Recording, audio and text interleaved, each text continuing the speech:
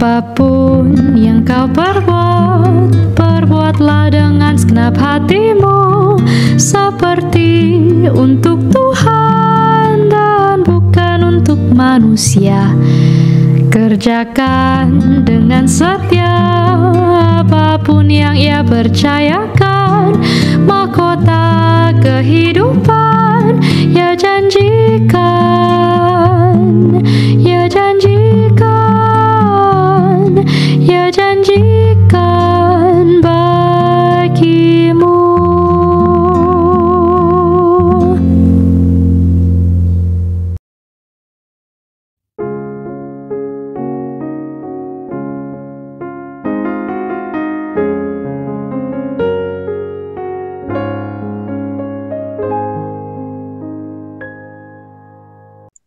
Dengan tema besar, apakah Tuhan Allah mengizinkan perempuan untuk melayani? Kita akan belajar dari figur Maria Ibu Yesus. Ya.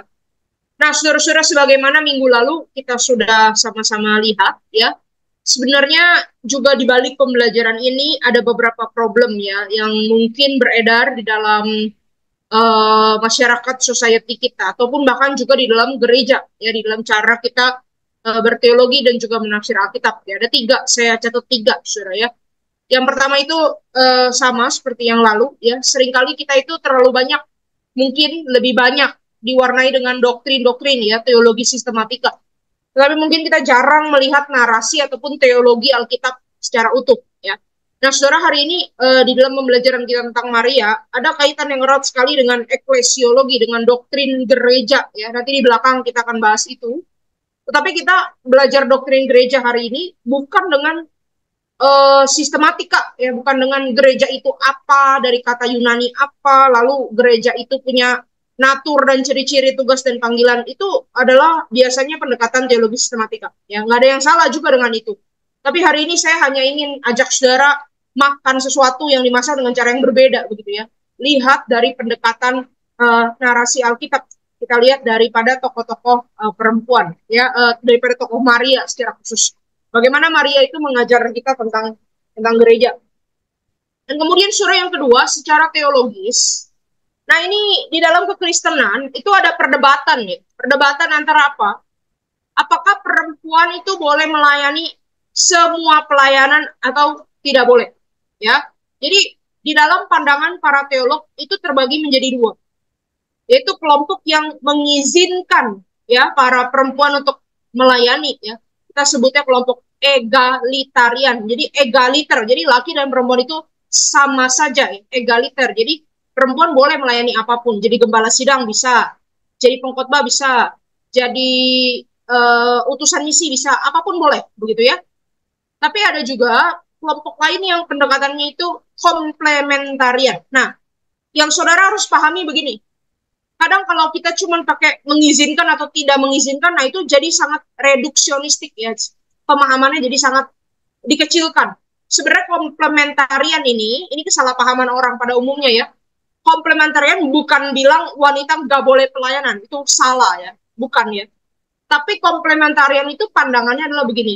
Perempuan itu adalah di subordinasinya laki-laki. Jadi pelengkap ataupun di bawahnya laki-laki secara subordinasi, secara struktur, begitu ya.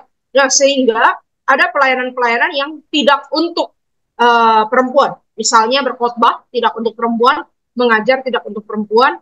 Itu ada beberapa pandangan seperti itu, ya. Nah, saudara pilih mana dari antara 2 ini?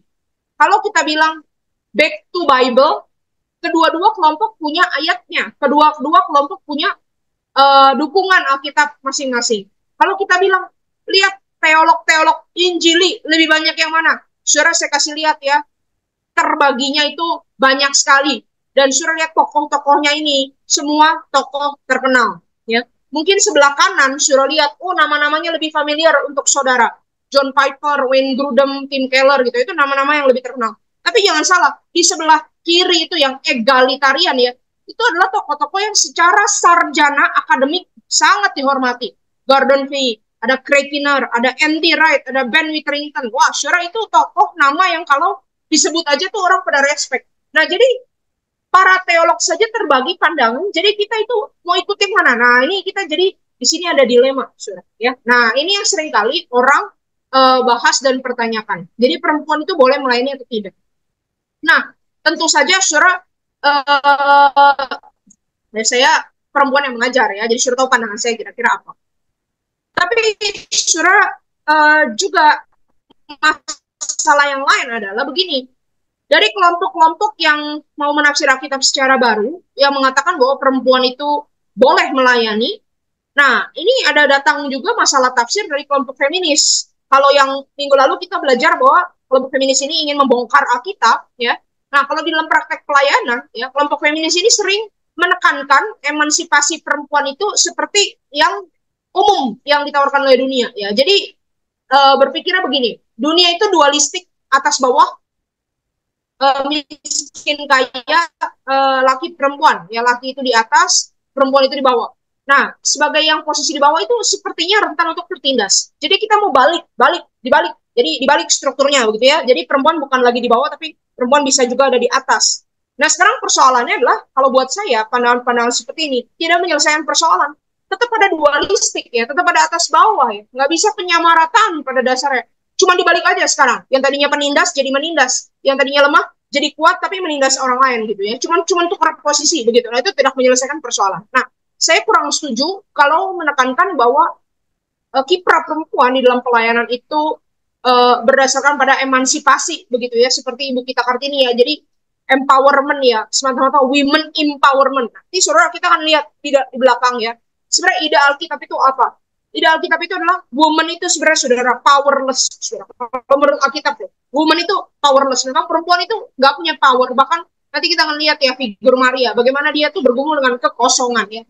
Tapi justru kita tuh melayani, bukan karena kita tuh emansipasi, bukan karena kita punya power, tetapi saudara karena Tuhan yang mendatangi para perempuan dan memanggil perempuan-perempuan terlibat dalam pelayanan Injil. Ya. Nah, ini hal yang agak sedikit berbeda yang kita akan coba pikirkan pada hari ini. Ya. Nah, saudara, kita akan mencoba dengan melihat kisah Maria. Saya ajak kita semua untuk buka firman Tuhan dari Injil Lukas pasal 1 ayat 26 sampai 38. Sebelumnya, saudara, saya ini kurang bisa dengar suara saya sendiri ya, karena di sini hujan terlalu besar. Tapi apakah saya boleh dapat respons di chat atau enggak melalui reaction saudara? Apakah suara saya kedengaran buat saudara-saudara? Cukup jelas? Jelas. Oke, baik. Mari kita sama-sama baca Lukas pasal 1 ayat 26 sampai 38. Kalau boleh saya minta seorang bapak untuk bantu bacakan bagi kita semua. Siapa saja boleh. Seorang bapak boleh membacakan teks ini buat kita semua.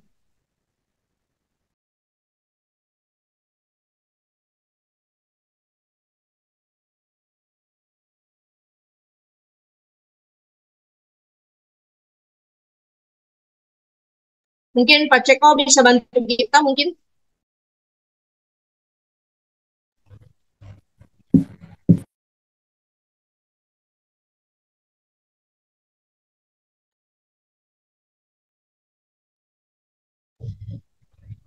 Ayat 26. Ya, silakan Pak.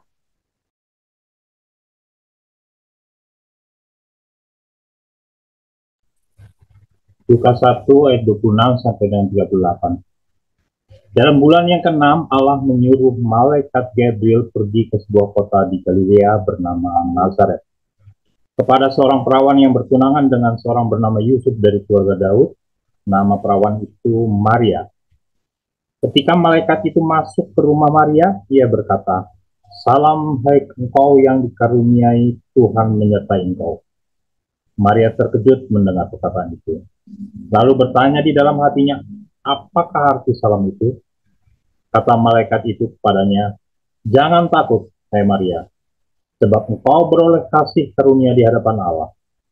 Sesungguhnya engkau akan mengandung dan akan melahirkan seorang anak laki-laki, dan hendaklah engkau menamai dia Yesus.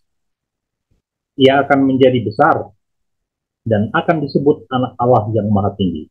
Dan Tuhan Allah akan mengaruniakan kepadanya tahta Daud, bapa leluhurnya.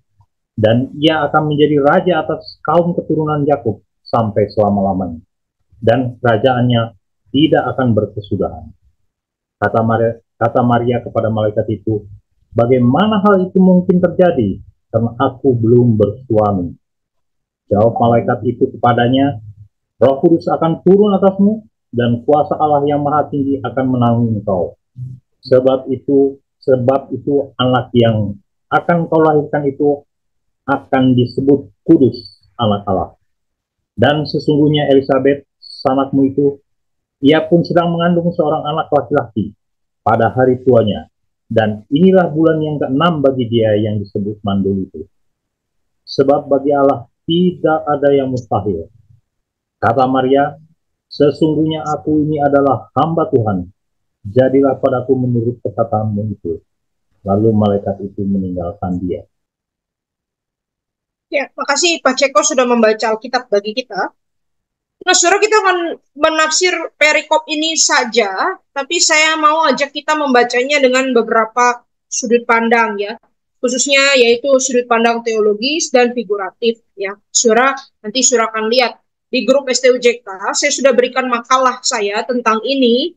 Nanti saudara bisa lihat, PowerPoint ini akan diberikan nanti setelah pelajaran ya, karena ada banyak pertanyaan-pertanyaan dan saya nggak mau jawabannya ketahuan duluan ya, saudara. Nah, saudara, kita akan lihat terlebih dahulu siapakah Maria itu.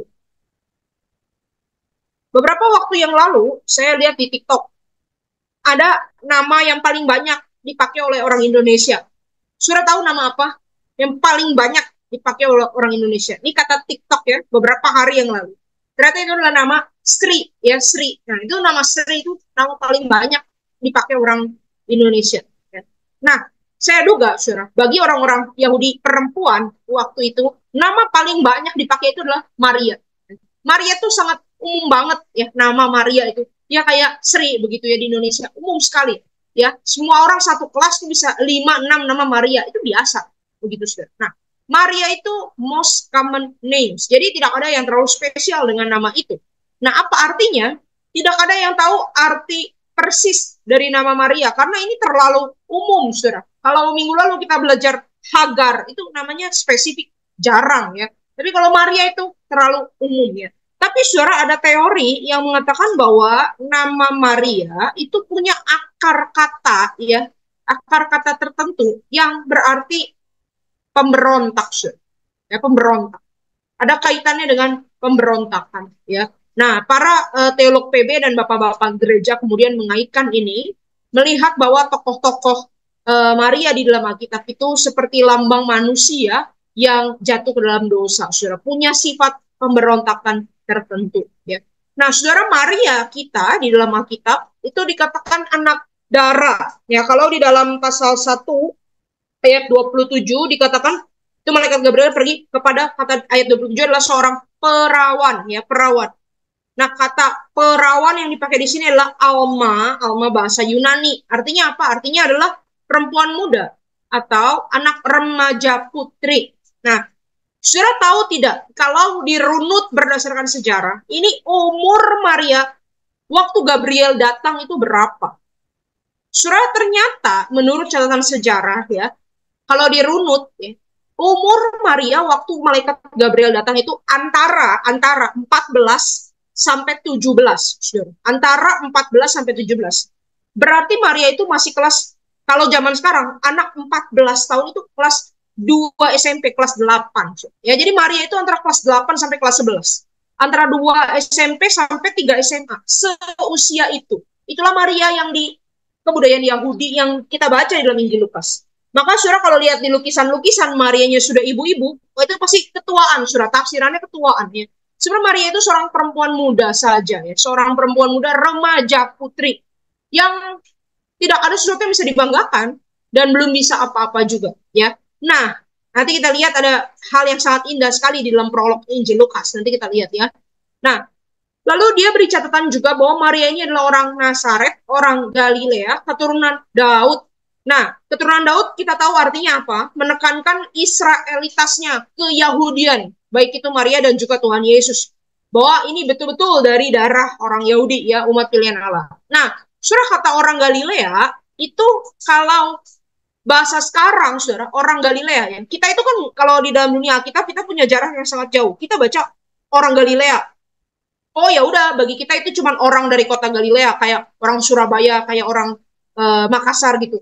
Tapi saudara, kalau bagi orang Alkitab, bagi zaman Alkitab, kata orang Galilea itu zaman sekarang terjemahannya apa? Terjemahannya adalah wong deso, wong deso ya. Jadi maksudnya orang Galilea itu apa? Orang sederhana, saudara, orang kampung. Galilea itu kampung. Galilea itu adalah tempat Tuhan Yesus itu memanggil banyak murid yang pertama, itu adalah tempat kampung, bukan kota besar ya, pinggiran. Nah, dikatakan orang Galilea ya, wong deso ya, orang Nazaret lagi. Nazaret itu apa? Kampung kecil di Galilea. Nah, saya ini melayani kalau hari Jumat itu ke daerah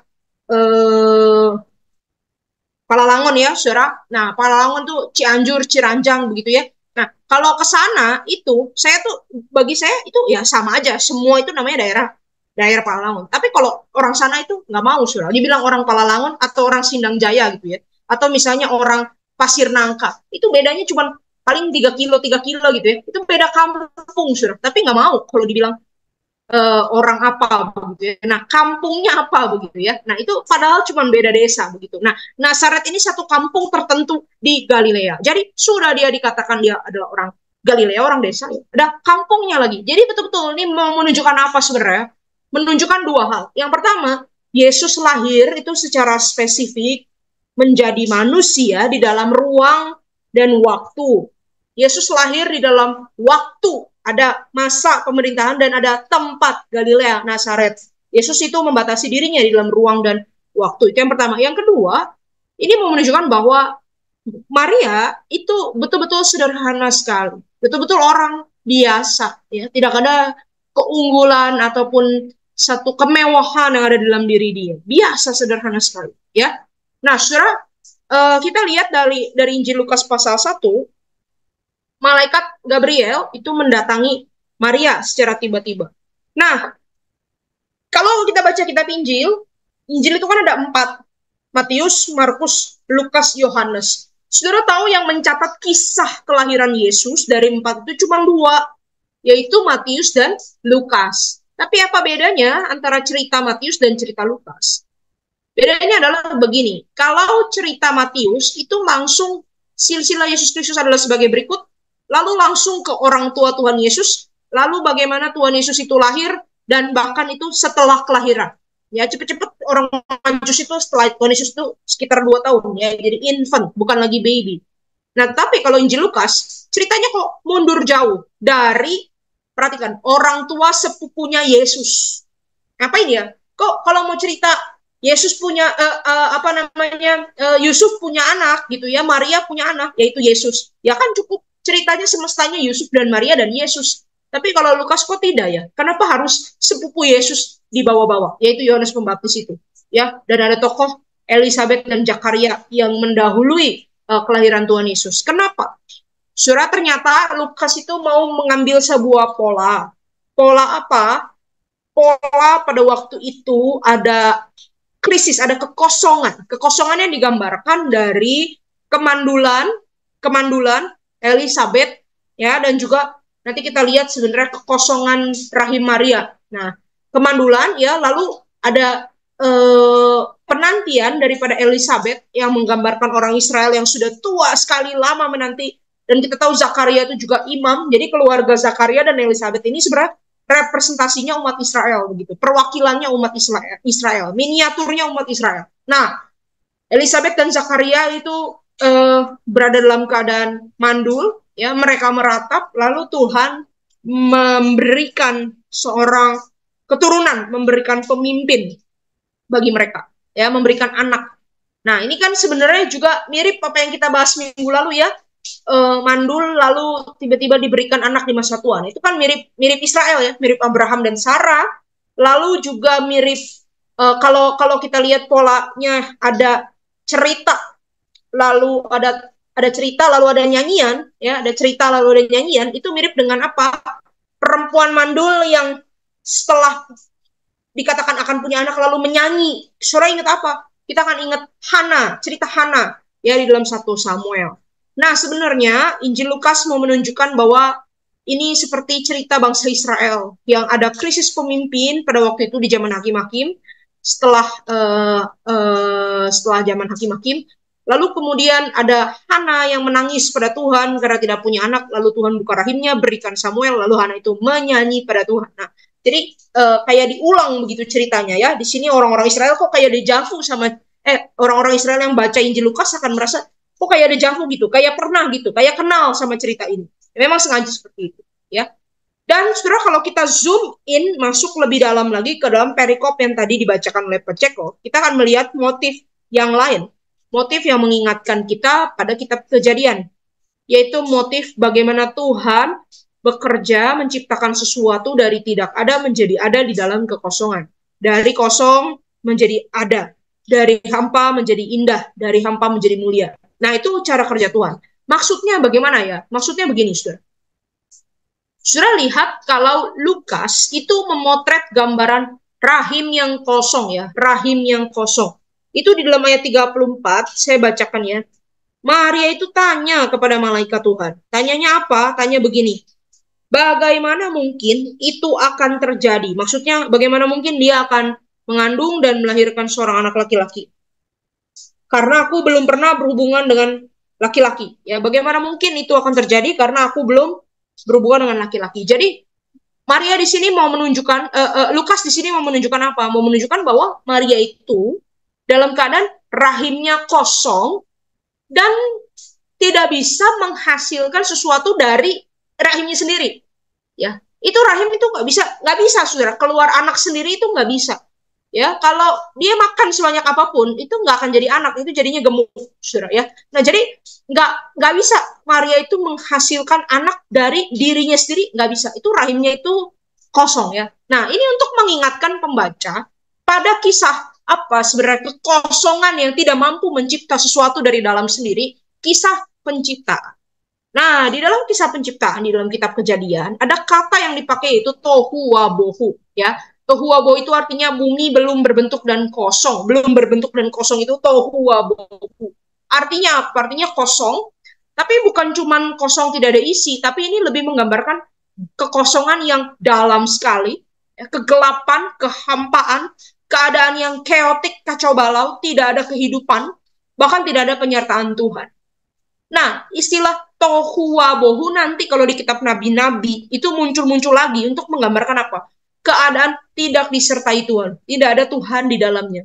Jadi kosong, tidak bisa apa-apa, tidak bisa berikan hidup. Nah, ini Lukas potret ya. Gambarannya rahim Maria itu ya begitu, tidak bisa menjadi sumber hidup. Nah, tapi kemudian di sini kita melihat bahwa Maria tanya sama malaikat, bagaimana mungkin itu terjadi sementara saya belum bersuami? Nah, kita lihat ada kesamaan antara penciptaan dan juga inkarnasi. Bagaimana Tuhan Yesus menjadi manusia masuk ke dalam rahim Maria. Nah, saudara, tentu saja kita mengerti bahwa Kejadian itu kisah penciptaan yang pertama. Ya, nah Tuhan Yesus itu di dalam teologi Kristen, kita percaya Tuhan Yesus itu adalah awal dari penciptaan yang baru. Tuhan Yesus itu adalah Adam yang kedua, manusia yang baru, yang akan membawa seluruh kemanusiaan menjadi baru, yang akan memulihkan seluruh ciptaan menjadi baru. Nah, di sini ada persamaan lagi. Kalau kita lihat Kejadian, ya, bagaimana sih dari yang kosong itu kemudian bisa muncul ciptaan-ciptaan? Yang kosong tidak bisa memunculkan sendiri ciptaan. Tapi yang kosong itu bisa menghasilkan ciptaan ketika apa? Ketika Allah berfirman. Berfirmanlah Allah, jadilah terang. Ya, dan juga roh Allah dikatakan itu melayang-layang di atas permukaan bumi. Nah, ini sama dengan 1 ayat 35. Ya, 1 ayat 35. Malaikat bilang kepada Maria, Roh Kudus akan turun ke atasmu menaungi engkau, dan anak yang kau lahirkan itu akan disebut kudus dan akan disebut anak Allah. Jadi malaikat membawa firman Allah dan dikatakan Roh Kudus akan menaungi kamu. Berarti dalam teks ini kita melihat kesamaan ya. Penciptaan yang pertama, Tuhan menciptakan alam semesta lewat apa? Lewat firman dan rohnya. Dan sekarang penciptaan yang baru, new creation, juga melalui firman dan rohnya. Nah, di sini saudara mesti clear. Ada beberapa kesalahan konsep yang seringkali kita miliki. Yang pertama, orang sering salah berpikir. Roh Kudus menaungi engkau, menaungi Maria itu, orang tuh banyak berpikir berdasarkan legenda dan mitos yang didengar oleh banyak orang ya. Yesus itu adalah hasil perkawinan antara Tuhan dan Maria, antara perkawinan roh dan Maria. Nah, karena apa? Karena di dunia kita banyak cerita kayak begitu, saudara. Banyak cerita dewa datang kepada manusia, lalu punya anak. Ya, entah itu dewanya yang laki ataupun dewanya yang perempuan ya. Nah, contohnya apa? Hercules. Hercules itu kan anak dewa Zeus dengan mamahnya itu manusia. Ya, atau kalau di Indonesia itu Jakatarup, saudara. Jakatarup mengawini apa? Bidadari, begitu ya. Nah, itu ada legenda-legenda begitu. Sehingga banyak orang salah paham dipikirnya. Yesus itu bapaknya Allah, mamahnya manusia. Nah, kalau Anda berpikir begitu, keliru, saudara. Hapus pikiran itu jauh-jauh. Itu bidat, saudara ya. Itu bidat. Jadi bukan ya. Nah, ini bukan berarti Roh Kudus itu merasuk Maria lalu membuat Maria itu punya anak, begitu, bukan, saudara. Tetapi ini cara yang ajaib. Kita nggak mengerti bagaimana terjadinya pembuahan, kita nggak mengerti. Nah, ini misteri inkarnasi ya. Jadi yang pertama perlu dipahami adalah Tuhan Yesus itu keturunan perempuan tanpa ada benih laki-laki. Nah, itu saudara perlu paham ya. Dan juga bukan berarti Allah dalam tanda kutip itu menggauli manusia begitu. Bukan, saudara ya. Itu pikiran tolong dibuang jauh-jauh ya. Jangan sampai kita termakan oleh legenda-legenda lalu membaca Alkitab dengan cara legenda. Nah, itu keliru ya. Nah, itu saudara. Tapi yang kedua juga adalah begini. Ketika saya menyamakan antara penciptaan di Kejadian dan juga teks ini inkarnasi, ini saudara mesti clear. Bukan berarti saya mau mengatakan bahwa Yesus itu diciptakan. Bukan ya. Yesus tidak diciptakan. Di dalam beberapa bulan lalu kita belajar Kristologi, kita belajar bahwa Yesus bukan diciptakan, tapi dia diperanakan ya, digoten ya. Dia itu sudah ada dari sananya. Dari dulu sudah ada. Dari mana? Ya dari sebelum dunia diciptakan. Tapi ketika di sini dikatakan bahwa Yesus itu sebagai ciptaan baru, itu bukan berarti Yesus itu diciptakan baru ada sekarang, bukan. Tetapi ini mau menunjukkan bahwa Tuhan Yesus datang untuk memulihkan ciptaan yang sudah rusak dengan cara yang sama. Dia mau kayak restore lagi gitu, ulang dari awal, kira-kira begitu ya. Jadi ada orang-orang yang juga bilang, kapan Yesus jadi Allah? Oh, di sini waktu Tuhan Yesus Roh Kudus malaikat itu bicara kepada Maria, lalu Roh Kudus itu turun menaungi Maria. Nah, di situ baru Yesus itu jadi, Yesus itu ada ya. Selama ini Yesus itu nggak ada. Nah, itu juga salah, itu juga bidat ya. Yesus sudah ada dari kekekalan sampai kekekalan. Jadi saudara, saya harap saudara kerangkanya saudara terima dulu ya, saudara pahami dulu. Nah, di sini kita melihat ada pola yang sama, yaitu penciptaan melalui roh dan firman. Yesus sebagai awal mula ciptaan baru, berarti dia mau membawa apa? Membawa pemulihan, restoration, pembaharuan atas ciptaan yang lama yang sudah jatuh ke dalam dosa. Ya. Nah, saudara, di sini saya mau berhenti sejenak dan kasih refleksi teologis. Ya, kalau tadi kita sudah belajar secara doktrinal, ya, lalu teologisnya apa? Teologisnya adalah begini. Saudara, Tuhan kita itu Tuhan yang suka bekerja, mencipta sesuatu dari dalam kekosongan. Dari dalam kekosongan, dari dalam kehampaan, dari dalam kemustahilan, ya, dari dalam kekacauan. Tuhan itu mau bekerja, menghasilkan sesuatu yang indah. Kalau saudara rasa hidup saudara kosong, hidup saudara hancur, itu caranya bagaimana, saudara? Caranya adalah saudara izinkan Tuhan untuk menciptakan sesuatu yang indah di dalam hidup kita itu melalui rohnya dan firman-Nya. Biarkan firman-Nya menata hidup kita, biarkan rohnya itu menembus kekosongan, menembus kegelapan, dan memberikan kita makna yang baru. Ya. Nah, saudara, di dalam penciptaan, ada juga para teolog yang memandang bahwa penciptaan itu ketika penciptaan terjadi, maka firman Allah dan roh Allah itu menghancurkan kekosongan. Nah, ini indah sekali. Ya, tohu wabohu itu chaos, sesuatu yang berantakan, mematikan, itu dipatahkan sama Tuhan. Oleh apa? Oleh kuasa roh dan firman. Ya, jadi kalau saudara merasa hidup saudara kosong, hancur, tidak ada makna, dalam hidup saya tidak ada sesuatu yang baik, hidup saya itu kalau bahasanya anak remaja itu no life, ya katanya no life. Saudara, izinkan Tuhan menata hidup kita melalui roh dan firman-Nya. Ketika kita dipenuhi oleh rohnya, dipenuhi oleh firman-Nya, akan ada ciptaan yang indah, mulia, dan sungguh amat baik. Ya, itu saudara ya, Tuhan mau bekerja, memulihkan kekosongan kita menjadi sesuatu yang indah. Nah, tapi yang kedua, kita lihat di sini, bahwa ternyata kekosongan, ya, dosa, kematian, ya, kehampaan, ketidakpunyaan, lack-nya kita, kekurangan kita, itu tidak menghalangi Tuhan untuk bekerja. Tuhan punya cara kerja mengubah kekosongan menjadi kepenuhan, mengubah kehampaan menjadi keindahan. Nah, itu kata malaikat kepada Maria. Dia bilang apa?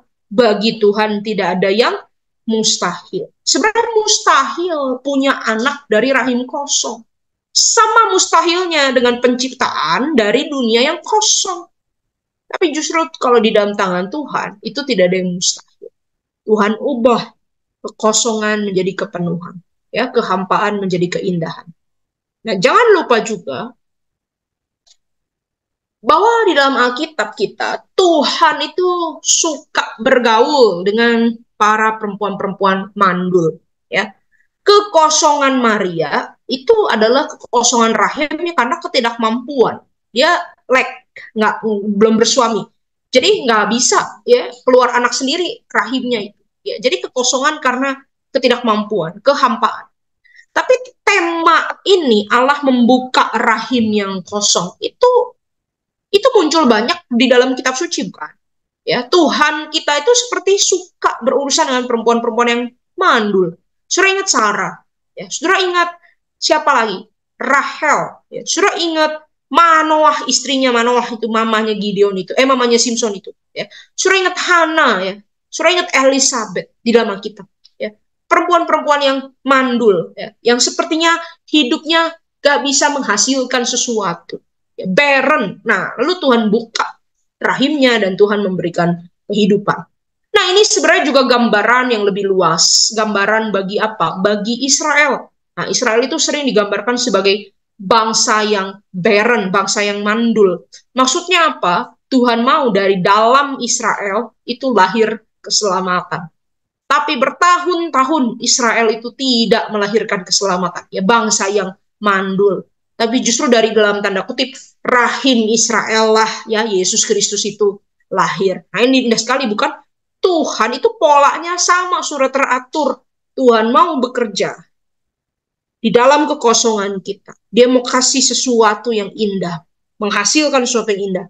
Bahkan itu kekosongan kita tidak bisa menghalangi pekerjaan Allah. Allah bekerja di luar jangkauan pikiran kita, melampaui jangkauan pikiran kita. Bagi Tuhan tidak ada yang mustahil. Ya. Nah, ini jenis kekosongan yang pertama. Maria itu ada kekosongan karena dia tidak mampu dan karena memang dalam tanda kutip Tuhan suka bekerja dengan perempuan-perempuan yang mandul. Tapi di sisi lain kita lihat ada kekosongan yang lain, yaitu kekosongan yang disengaja. Kekosongan apa? Maria itu, ya, dia sengaja mengosongkan dirinya, ya. Jadi pada dasarnya rahimnya kosong, tidak bisa keluar anak sendiri, tapi kemudian dia itu mengosongkan diri dengan berkata bahwa aku ini hamba Tuhan. Maksudnya mengosongkan diri itu apa? Ya, kita tahu Maria bilang, aku ini hamba Tuhan, jadilah padaku seturut perkataanmu itu. Maksudnya apa? Maksudnya Maria itu mau bilang begini, iya Tuhan, saya tidak punya apa-apa, saya tidak bisa apa-apa. Tapi hidup saya, tubuh saya, apapun yang saya punya, semuanya saya serahkan kepada Tuhan. Aku ini hamba Tuhan, jadilah padaku sesuai perkataanmu itu. Terserah Tuhan. Nah, hidup terserah Tuhan itu tidak gampang, so. Tapi ini sikap mengosongkan diri. Ya, Maria mengosongkan dirinya. Untuk apa? Untuk kemudian akhirnya Tuhan bisa pakai dia, ya, diisi. Maria itu dalam tanda kutip dengan seperti sebuah bejana tanah liat yang rapuh yang diisi dengan harta yang mulia. Paulus bilang, ya, Paulus di dalam 2 Korintus dia bilang harta rohani itu yang dimiliki di dalam bejana tanah liat. Nah, ada penafsir PB yang bilang bahwa gambarannya bagaimana? Ya, gambaran itu kayak Maria. Tubuhnya masih remaja, ya, seorang perempuan yang sederhana, seperti vessel ya, tanah liat, bejana tanah liat. Tetapi diisi oleh Yesus. Nah, itu sesuatu yang wonderful sekali. Harta yang mulia di dalam bejana tanah liat. Tapi saudara, saya mau ajak saudara mikir di sini ya. Kalau kisah ini Tuhan Yesus berinkarnasi ya melalui rahim seorang perempuan. Saudara, siapa yang mengosongkan diri? Nah, kisah ini seperti mengajak kita berpikir ya. Sebenarnya mengosongkan diri, paling mengosongkan diri itu bukan Maria loh. Maria ya betul, Maria mengosongkan diri. Aku ini hamba Tuhan. Jadilah padaku sesuai perkataanmu itu. Tapi bukan Maria yang paling mengosongkan diri. Yang paling mengosongkan diri siapa? Tuhan Yesus. Tuhan Yesus paling mengosongkan diri. Dia adalah raja yang memiliki alam semesta, memiliki kerajaan surga. Dia punya segala sesuatu, dia tidak terbatas. Tapi kemudian dia membatasi diri, jadi kecil, jadi bayi, jadi... Saudara bisa bayangkan Tuhan jadi embrio itu bagaimana ya? Masuk ke dalam rahim yang kecil. Terbatas, saudara, terikat dengan seorang. Bagaimana mungkin? Nah, di sini ada perenungan teologis yang lain. Yaitu apa? Yaitu perempuan seperti Maria. Muda, hina, miskin, tidak terpandang, tidak berdaya. Dan juga seperti kita semua, bukan? Baik itu laki-laki maupun perempuan ya. Kita yang lemah, kita yang tidak bisa apa-apa. Kita bisa menjadi mulia dan dipakai Tuhan dalam rencananya, dalam pelayanan. Itu bukan karena kita punya power. Nah, ini kritik saya terhadap emansipasi ya. Para perempuan bisa melayani bukan karena punya power ya. Woman empowerment. Gak ada, saudara. Kita itu powerless. Kita itu hancur dalam dosa. Tetapi kenapa kita bisa dipakai Tuhan dalam pelayanan? Karena Tuhan terlebih dahulu mengosongkan dirinya dan mengunjungi kita, para perempuan dan juga laki-laki, umat kepunyaannya. Di dalam kelemahan kita, dia mengunjungi kita. Agar apa? Agar kemudian kita bisa terlibat di dalam rencana dia yang agung. Ya. Dasarnya kita melayani bukan emansipasi wanita. Bukan membalikan struktur. Bukan semata-mata, ya udah kalau dia punya kemampuan, nggak apa-apa, saya juga punya kemampuan. Bukan adu jago kemampuan. Kan, saudara. Tetapi apa? Dasarnya kita melayani adalah Tuhan datang pada saya. Itu mujizat yang besar. Bagaimana mungkin itu terjadi? Tuhan datang kepada saya. Bagaimana mungkin itu terjadi sementara saya ini kosong, sementara saya ini hina, sementara saya ini hampa?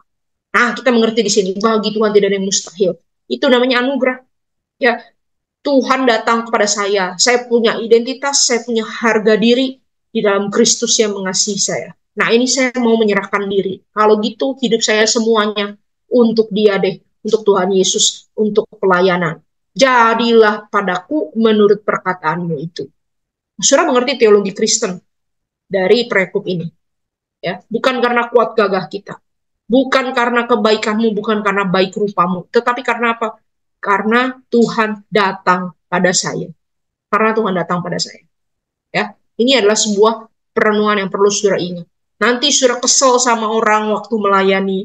Saudara melayani, saudara capek.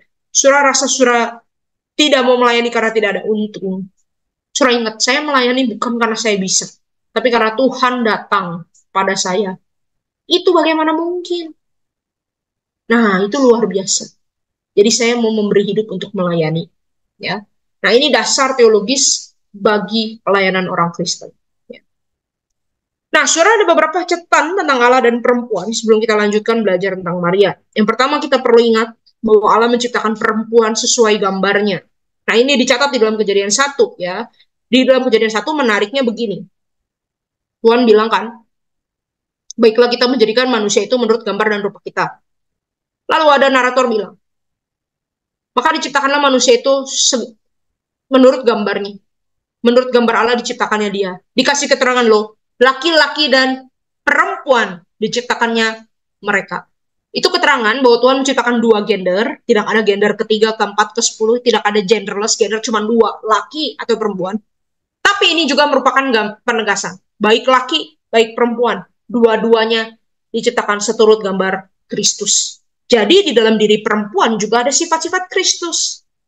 Nah, ini sangat indah ya, di dalam diri laki-laki ada sifat-sifat Kristus. Nah, laki-laki dan perempuan itu diciptakan Tuhan secara hakikat, secara derajat itu sama dan setara, tapi nanti secara struktur dan peran kita lihat memang itu ada perbedaan. Tuhan mengosongkan dirinya untuk juga mencari dan menyelamatkan para perempuan dan mengundang para perempuan itu terlibat dalam rencana keselamatan. Kalau Maria bisa hamil Tuhan Yesus, Maria di satu sisi mengosongkan diri. Ini aku hamba Tuhan, jadilah padaku sesuai perkataanmu itu. Betul, itu bagus. Tapi yang lebih luar biasa apa? Tuhan yang mengosongkan diri, mau masuk dalam rahim yang kecil seorang perempuan yang sederhana. Saudara, kita lanjut.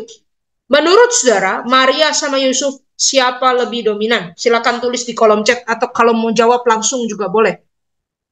Maria sama Yusuf siapa lebih dominan kira-kira? Dan kasih bukti ya, buktinya berdasarkan teks ya, jangan dikira-kira. Ada saudara yang mau kasih pendapat?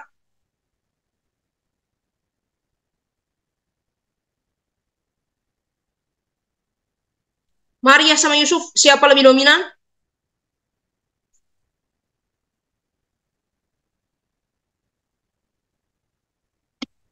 Kalau berdasarkan penulis Alkitab, ya, di dalam cerita Alkitab itu memang narasinya terus bergantian. Lukas menceritakan narasi Maria, tapi Matius itu banyak menceritakan narasi Yusuf ya. Yusuf yang dapat mimpi, Yusuf disuruh Tuhan bawa anaknya ke Mesir, Yusuf disuruh Tuhan bawa pulang lagi anaknya ke Nazaret, begitu ya. Yusuf yang gerak di Injil Matius. Tapi kalau Lukas kesannya Maria yang gerak begitu. Nah, jadi mana lebih dominan? Nah, di sini kita mengambil kesimpulan bahwa secara hakikat sebenarnya laki-laki dan perempuan itu setara, tapi ada struktur dan peran yang berbeda ya. Di dalam Alkitab laki-laki dan perempuan ditulis bergantian. Bahkan kalau surat Paulus dia agak surprising ya, agak anti mainstream ya. Kalau mainstream itu selalu surat tuh dibuka dengan laki dulu ya. Hai laki-laki begitu ya. Kalau surat ya. Tapi kalau sudah baca surat-surat Paulus untuk rumah tangga, misalnya di dalam Efesus pasal 5, di dalam Galatia pasal 5, itu yang disebut itu perempuan duluan. Hai istri. Coba sudah lihat ya, Efesus 5, itu hai istri, istri dulu. Nah itu kalau dibaca di depan umum, orang kaget. Loh, kok ngomongnya ladies dulu? Biasanya itu harusnya gentleman dulu. Kalau zaman sekarang sih udah terbiasa ya, ladies and gentlemen, ladies dulu. Ya. Tapi kalau zaman itu, menyebut ladies dulu itu aneh banget gitu. Dan itulah Paulus. Jadi dia mau kasih tahu apa? Bahwa di dalam kacamata Tuhan tidak ada siapa lebih berkuasa, siapa lebih rendah kuasa. Tapi di hadapan Tuhan kita semua setara. Cuman perannya ada berbeda. Ya, perannya ada berbeda. Nah, saya tidak bahas bagian peran pria dan wanita di sini.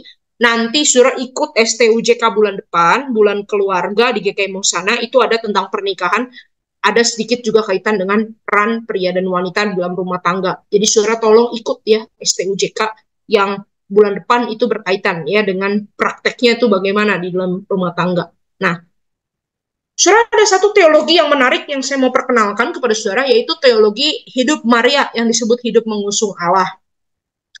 Jadi dalam istilah bahasa Yunani itu ada istilah yang sering dipakai oleh Bapak Gereja. Ya. Ini ngetren nih, populer nih istilah ini di waktu abad-abad 1 sampai 4. Ya.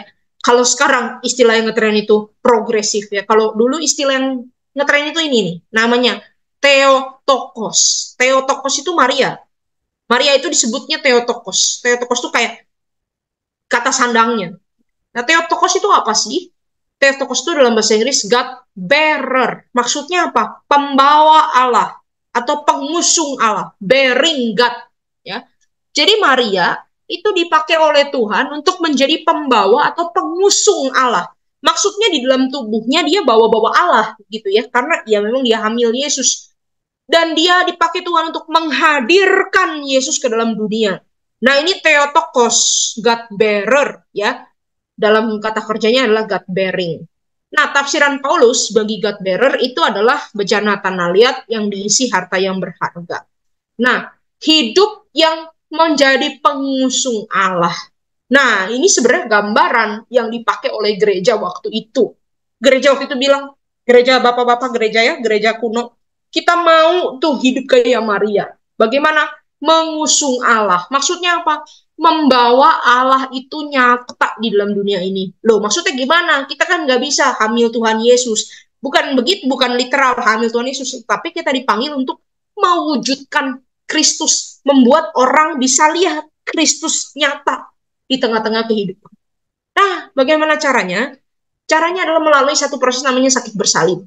Ya, Maria melewati proses kelahiran yang natural, yaitu dia mengalami penderitaan di dalam Injil Matius dan Lukas kita baca itu ya, ayat pasal 2 ayat 6 dan 7, ketika Yusuf dan Maria di situ, di palungan itu, tibalah waktunya bagi Maria untuk bersalin, dan dia melahirkan seorang anak laki-laki, anaknya yang sulung. Ia membedongnya lalu membarikannya dalam palungan karena tidak ada tempat bagi mereka di rumah penginapan. Nah, Maria melahirkan Tuhan Yesus itu dengan cara yang natural. Ada sakit bersalin, ada penderitaan. Nah, Paulus, saudara, juga suka pakai istilah sakit bersalin. Saya bacakan ya, Galatia 4 ayat 9 ya. Galatia 4 ayat 9. Paulus bilang begini, ayat 19 maksudnya.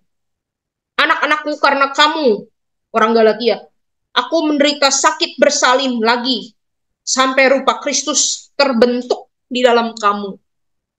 Nah, lalu Roma 8. Roma 8 bukan tentang pelayanan, tetapi tentang kondisi dunia, kondisi anak-anak Allah.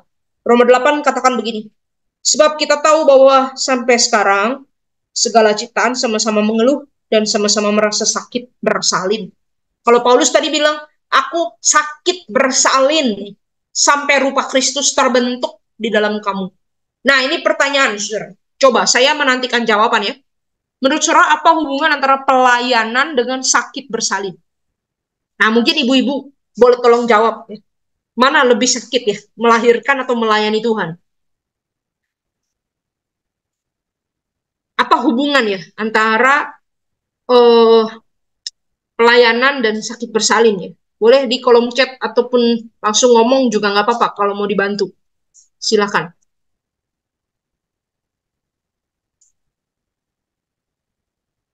Ada ibu-ibu yang mau kasih respons? Saya awal-awal saya dulu banyak nanya, nggak apa-apa ya. Nanti ibu-ibu gantian boleh, bapak-bapak boleh nanya. Semoga bisa dijawab. Silakan. Ada respons? Kalau pelayanan kan Bu, tidak selamanya mulus. Kadang kan kita mendapat kendala, mendapatkan cercaan atau halangan. Apa ya? Mungkin orang bisa saja tidak setuju dengan apa yang kita lakukan.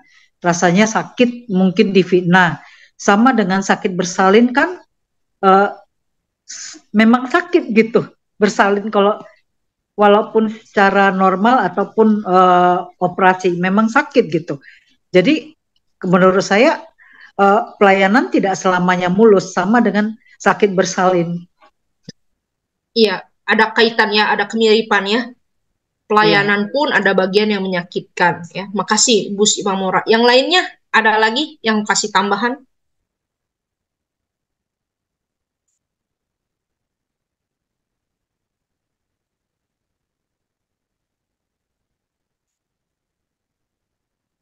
Saya kira tepat sekali tadi yang Ibu Simamora katakan ya, bahwa orang itu melayani itu kadang sakitnya itu melayani atau berkorban bagi orang lain, memuridkan, mengasuh orang lain, menolong orang lain itu kadang sakitnya itu ampun ya Surya, kayak sakit bersalin gitu ya. Saya sih belum pernah ya. Tapi tadi Ibu Simamora kesaksian itu bersalin itu sakit ya. Itu kadang melayani juga seperti itu ya. Tuhan Yesus pernah nggak seperti itu? Saya duga di dalam Matius 9 ya, Tuhan Yesus merasa begitu ya. Waktu dia bilang hatinya itu kayak diremes-remes ya. Diremes-remes tuh hatinya itu oleh belas kasihan ya. Sakit begitu ya. Nah, ini Ibu Fangin juga bagus sekali. Sakit sekali betul. Tapi senang sekali juga. Sukacita sekali. Nah, saya tuh selalu ingat ya. Cerita pelayanan saya selalu ingat sama di gereja saya dulu di Jakarta waktu saya masih remaja. Kami itu remaja itu dibiasakan memang selalu ikut ibadah umum. Jadi kalau minggu itu nggak ada yang namanya kebaktian Remaja itu nggak ada. Kebaktian ya hanya umum aja, karena gerejanya kecil. Kalau remaja itu persekutuan KTB gitu, hari-hari lain, Jumat, Sabtu, begitu. Kalau Minggu ya gereja. Jadi kita tuh mengenali semua orang-orang dewasa gitu, orang-orang umum kita kenal semua. Nah, ketua majelis kami, waktu itu saya ingat sekali ini pergantian majelis, saudara, pergantian majelis ya, serah terima. Nah, waktu itu ketua majelis yang lama kasih kata sambutan, sekaligus semangat-semangat untuk ketua majelis yang baru. Lalu dia bilang begini, jadi majelis itu kayak orang hamil katanya. Terus kita semua ketawa, tapi juga bingung apa maksudnya gitu. Lalu dia bilang begini, jadi majelis itu kayak orang hamil. Waktu lagi kejadian, waktu lagi hamil maksudnya, mengeluh-mengeluh. Aduh berat, nggak enak. Udahlah satu aja cukup, udah nggak lagi lah, udah cukup. Nanti suruh nggak lama 2 tahun punya anak lagi. Jadi maksudnya apa? Ya itu melayani itu begitu katanya dia bilang. Jadi majelis nggak mau lah melayani itu susah berat, nggak udah sekali aja. Tapi apa surah bisa berhenti melayani Tuhan? Kalau surah betul anak-anak Tuhan, surah nggak bisa berhenti melayani Tuhan. Ada sukacita yang melayani Tuhan. Ya sakit kayak gimana juga, surah kalau menahan diri rasanya lebih sakit nggak melayani. Surah lebih pikir, oh mending saya melayani, nggak apa-apa. Nah, jadi melayani itu ada kesakitan, tapi ada sukacita. Nah, ini kesakitan jenis yang berbeda. Kesakitan jenis yang berbeda. Ya. Nah, Maria juga seperti itu. Ya. Nah, kita lihat saudara, Maria itu gambaran dari gereja atau orang Kristen atau saudara dan saya yang dipanggil untuk menjadi pembawa atau pengusung Tuhan Allah ke dunia. Kita dipanggil itu ngapain? Membawa Kristus nyata, kelihatan di dunia ini. Orang-orang bisa mengenal Kristus. Gereja dipanggil membawa Kristus ke dunia. Menghadirkan Kristus ke dunia. Berat? Iya. Sakit bersalin? Pasti iya. Nah, ini kesakitan. Tapi ini kesakitan yang berbeda. Sekaligus sama dengan kesakitan bersalin Hawa. Hawa itu dibilang di dalam kitab Kejadian ya, waktu manusia jatuh dalam dosa, Tuhan bilang bahwa kesakitanmu waktu melahirkan akan sangat banyak. Nah, itu kesakitan melahirkannya, sakit bersalinnya karena dosa. Tapi di sini sakit bersalin Maria itu dipakai untuk menjadi penebusan. Jadi kesakitan hidup manusia, penderitaan manusia tidak sia-sia lagi, tetapi membawa keselamatan, membawa kepada sesuatu yang ajaib, membawa kepada sesuatu yang baru. Nah, saya suka satu lukisan. Lukisan ini, saudara perhatikan baik. Ini lukisan judulnya apa? Maria menghibur Hawa. Kok bisa ya orang punya imajinasi begitu luar biasa? Maria menghibur Hawa. Saudara lihat Hawa itu yang mana? Jelas yang bajunya warna coklat dari kulit tuh ya. Hawa pegang buah di dadanya ya. Tapi Hawa pegang perut Maria, ada Yesus di dalamnya. Dan Maria seperti mau katakan apa? Dosamu sudah diampuni, jangan takut. Ya. Dan saudara lihat itu di bagian bawah, itu yang dikatakan nubuatan keselamatan, proto-evangelion ya, Injil yang pertama-tama.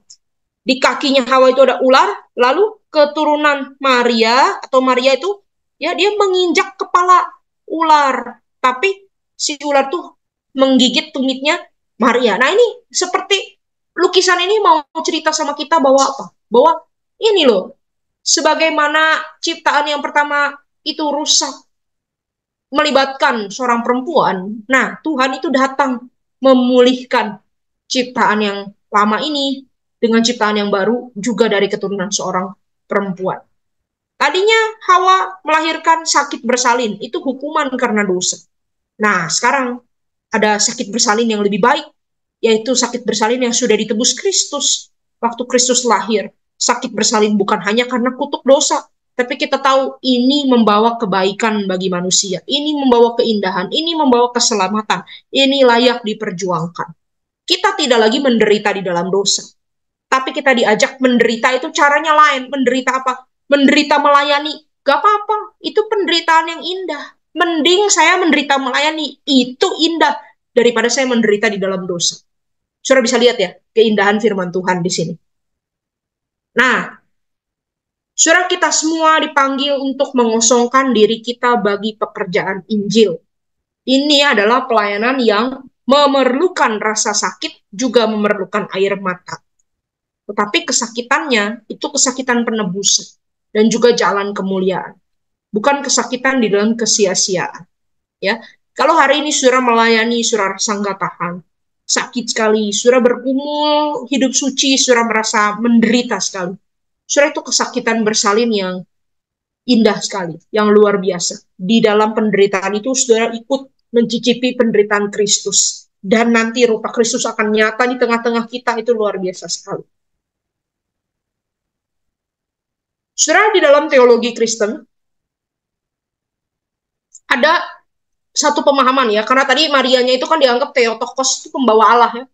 Ada konsep begini, Allah adalah Bapa bagi orang-orang percaya. Ibunya siapa? Allah adalah Bapa bagi orang-orang percaya, dan ibunya itu ternyata adalah gereja.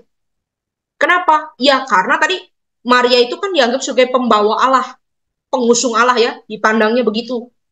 Nah, gereja juga dipanggil begitu. Jadi disamakan antara Maria dan gereja. Maria menjadi tipe, menjadi model dari gereja. Nah, di dalam makalah yang saya bagikan di grup itu, ada 3 poin tentang bagaimana Maria mewujudkan panggilan gereja, dan kita juga mesti teladani.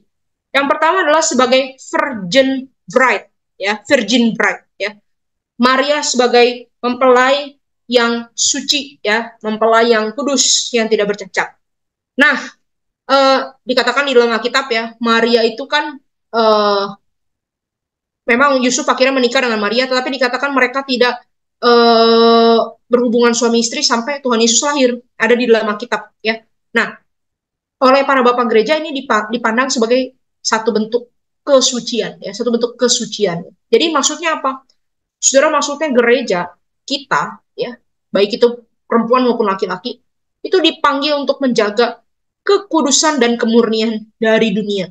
Sampai apa? Sampai Kristus datang. Gereja itu mempelai yang dipanggil untuk menjadi kudus. Ya, kalau istilahnya Paulus, itu banyak sekali Paulus pakai itu, berdandan dengan kesalehan, berdandan dengan perbuatan baik.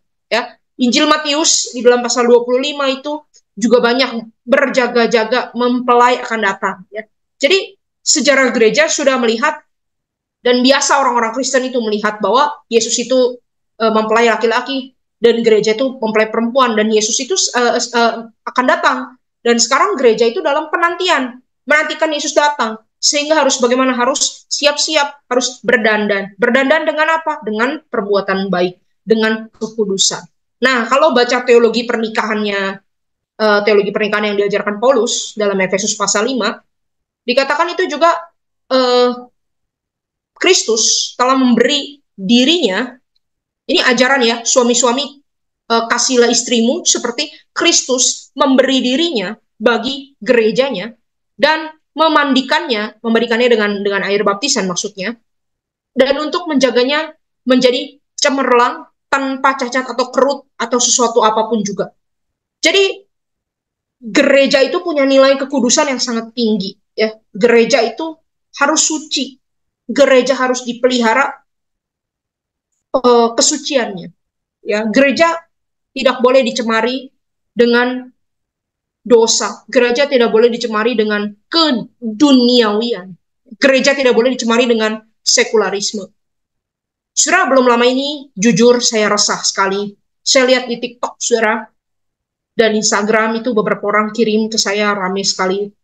Ada satu gereja, minggu kemarin, saudara, minggu kemarin itu Paskah, atau karena Paskah itu berdekatan dengan Lebaran ya. Saya juga nggak ingat itu rekamannya kapan, ibadah yang persis kapan.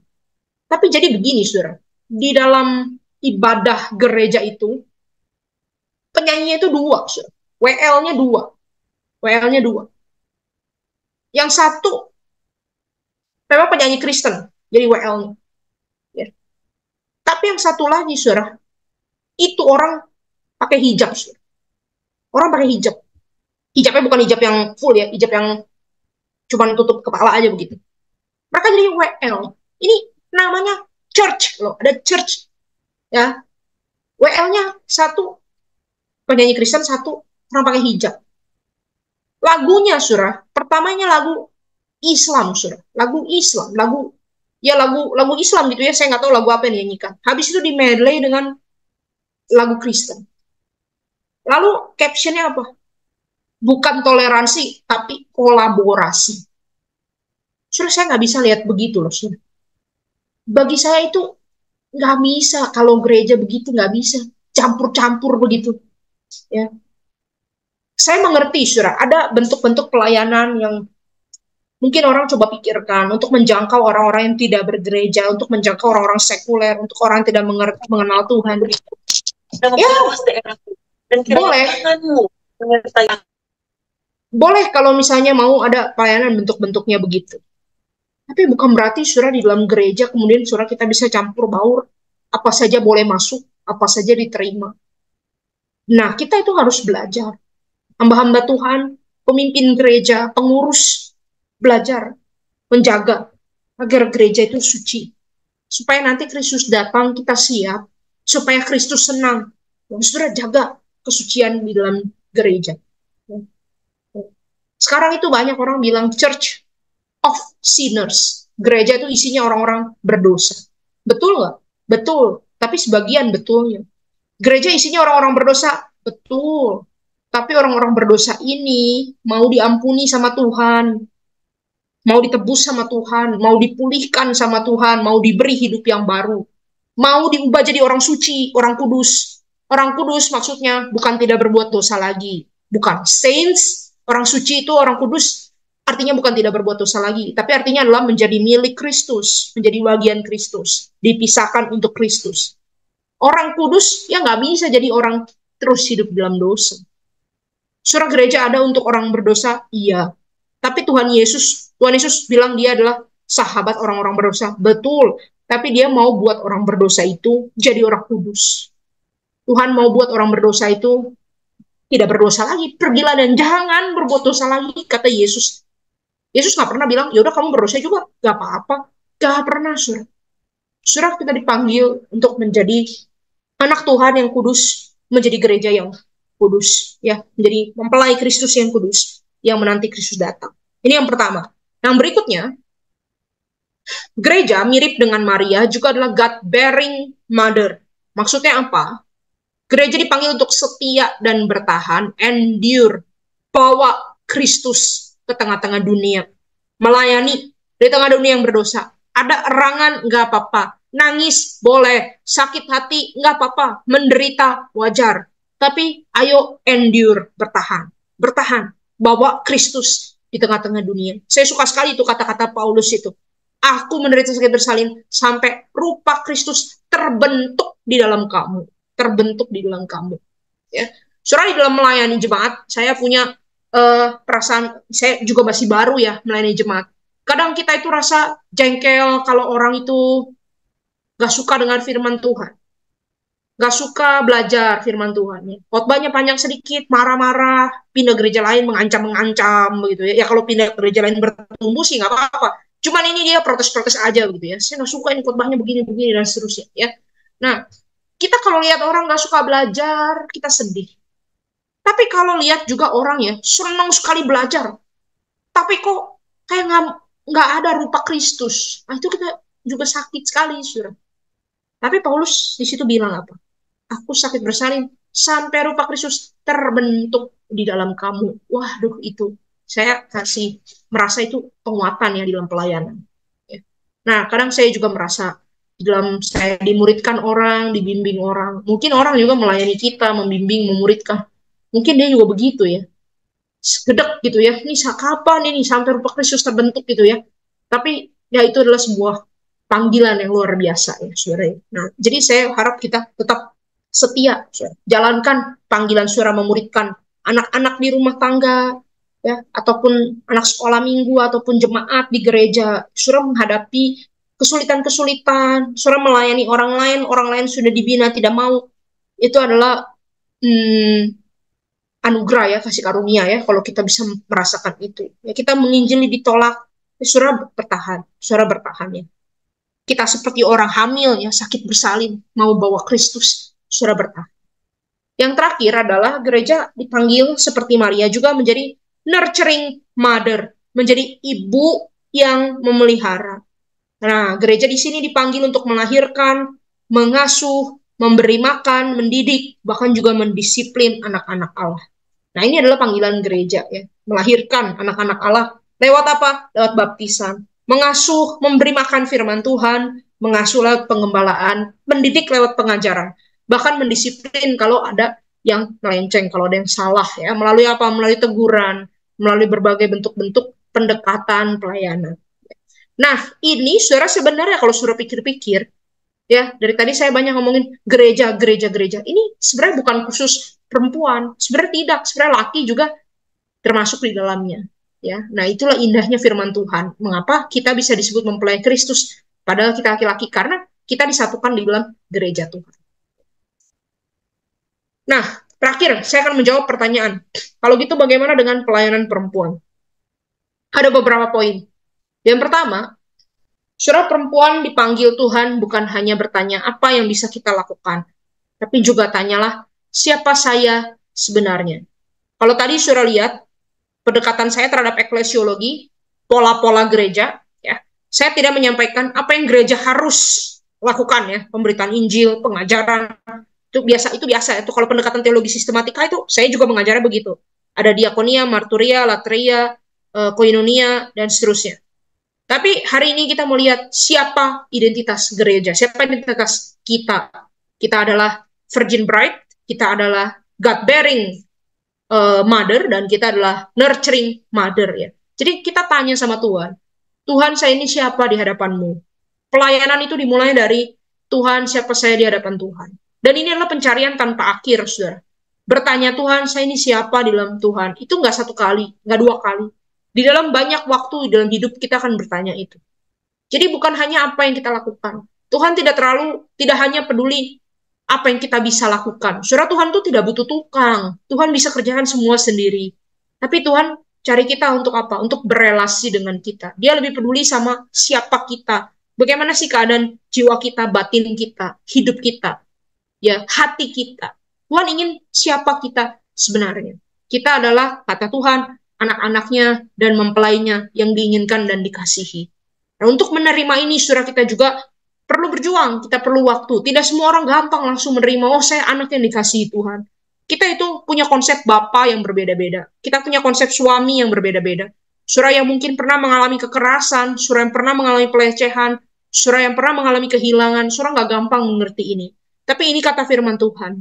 Kita anak-anak dan mempelai yang diinginkan Tuhan dan dikasihi Tuhan. Ya, kalau kita menyadari kasih Tuhan yang besar, maka kita bisa menyerahkan hidup kita untuk pelayanan Injil. Ya, saya tahu saya dikasihi Tuhan. Maka seluruh hidup ini milik Tuhan. Bukan milik saya lagi. Untuk kemuliaan Tuhan. Bukan untuk diri saya sendiri. Ya. Nah, prakteknya, pelayanan apa yang mau saya kerjakan? Ya. Oh, sorry. Sebelum prakteknya ada beberapa panggilan lagi. Kita dipanggil untuk berdandan dengan kesucian dan pengharapan. Bahwa Kristus akan datang. Ya. Kita mau belajar untuk hidup suci. Kita dipanggil untuk bertahan. Kita dipanggil untuk juga memberi hidup bagi orang lain. Di dalam 1 Tesalonika pasal 2 juga ayat pelayanan pastoral yang saya suka. Paulus bilang begini, aku membagi bukan hanya Injil, tapi juga hidupku kepada kamu. Seperti ibu yang mengasihi anak-anaknya, memberi hidup. Kenapa? Karena jemaat itu berharga ya bagi Paulus. Saya mau memberi hidup, bukan hanya memberi Injil. Ya. Nah, kita dipanggil juga untuk memberi hidup kita buat orang lain. Nah, ini sesuatu yang nggak gampang. Tapi kita belajar, Tuhan Yesus juga sudah beri hidupnya untuk saya. Tuhan Yesus sudah kosongkan dirinya loh, masuk ke dalam hidup saya. Saya juga mau merendahkan diri, memberi hidup saya untuk orang lain. Ya. Nah, apa praktek pelayanan yang perempuan bisa kerjakan? Yang pertama, perempuan bisa melayani apapun sesuai karunia. Sesuai karunia melayani apapun, tetapi tanpa mengabaikan peran dan struktur sesuai konteks kehidupan. Saudara, hidup kita itu banyak musim. Ya, hidup kita itu banyak musim. Musim berganti. Ya. Nah, ketika musim berganti di dalam hidup, kadang-kadang prioritas juga bisa berganti.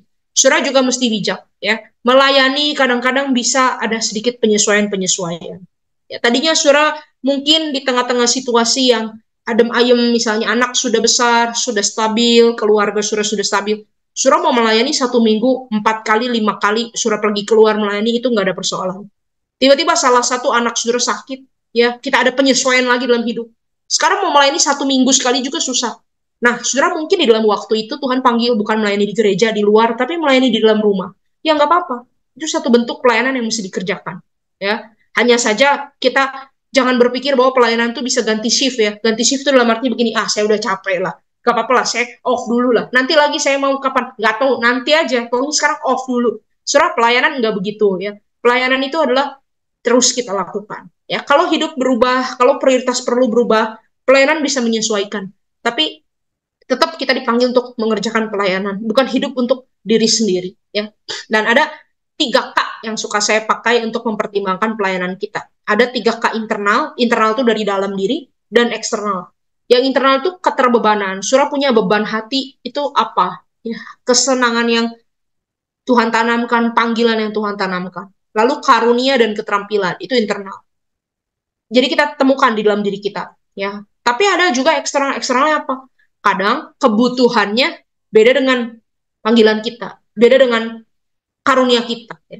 Tapi ini ada kebutuhan. Nah, kalau saya belajar dari firman Tuhan, saya percaya kalau ada kebutuhan, Tuhan bukakan di depan mata, kita ambil, kita terlibat, kita mengerjakan. Nanti karunia Tuhan tambahkan.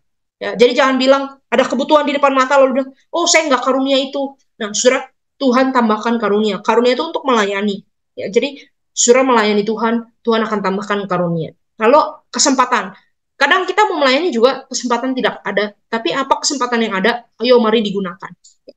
Dan konfirmasi. Orang-orang akan memberikan peneguhan kok. Pelayanan apa yang cocok dan kurang cocok bagi kita. Ya. Dan kita mesti ingat, saudara, di dalam bentuk apapun pelayanan yang kita kerjakan, pada akhirnya tujuan hidup kita adalah menikmati Tuhan dan memuliakan Tuhan selamanya. Kalau tujuan hidup ini kita ingat terus, maka pelayanan apapun, saudara, tidak ada yang salah. Pelayanan apapun dipakai Tuhan untuk mengerjakan kebaikan bagi kita dan juga bagi orang lain. Kristus